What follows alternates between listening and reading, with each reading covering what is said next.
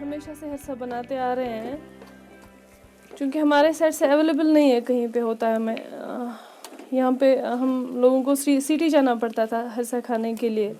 फिर हमने फैमिली में ये डिसाइड किया कि जब मैं बना ही लेती हूँ तो इसे हम अपने सराउंडिंग्स में इंट्रोड्यूस कर लेते हैं। फिर मैंने घर पे हरसा बनाना स्टार्ट किया। मैं ये घर पे ट्रेडिशनल चूल्हे पे इसे पहले पकाती हूँ। पहले गोश्त को ट्रेडिशनल चूल्हे पे तैयार कर लेती हूँ।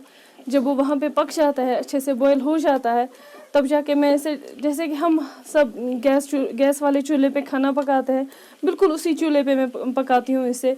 कॉपर वाले बर्तनों में इसे पकाती हूँ, पूरे ट्रेडिशनल, जैसे कि हमारे घरों में हमारी माएँ बनाती है, बिल्कुल वैसे ही उसी ट्रेडिशनल स्टाइल में मैं इसे बनाती हूँ। हम एक दिन पहले ऑर्डर्स लेते हैं और दूसरे दिन मेरा भाई जो है वो इसे होम डिलीवरी करता है। दूसरा कॉन्सेप्ट ये भी था कि हमारे यहाँ से होम डिलीवरी का कोई कॉन्सेप्ट नहीं है, तो हम ये चाहते हैं कि हम लोगों के घरों तक जाए, उनकी टेस्ट की चीज़ें लेके।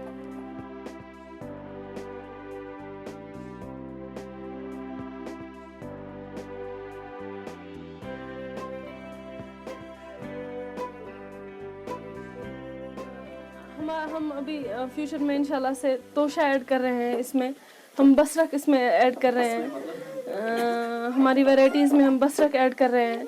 हम केक्स इंशाल्लाह से इंट्रोड्यूस करेंगे, आइसक्रीम, होममेड आइसक्रीम इंट्रोड्यूस करेंगे। हम जो भी चीज़ें इंट्रोड्यूस करेंगे, जो भी रेसिपीज़ हम इंट्रोड्यूस करेंगे, वो इंशाल्लाह से पूरी होममेड होगी, गारंटी के, प्योरिटी की गारंटी के साथ होंगी, हाइजीन की गारंटी के साथ होंगी।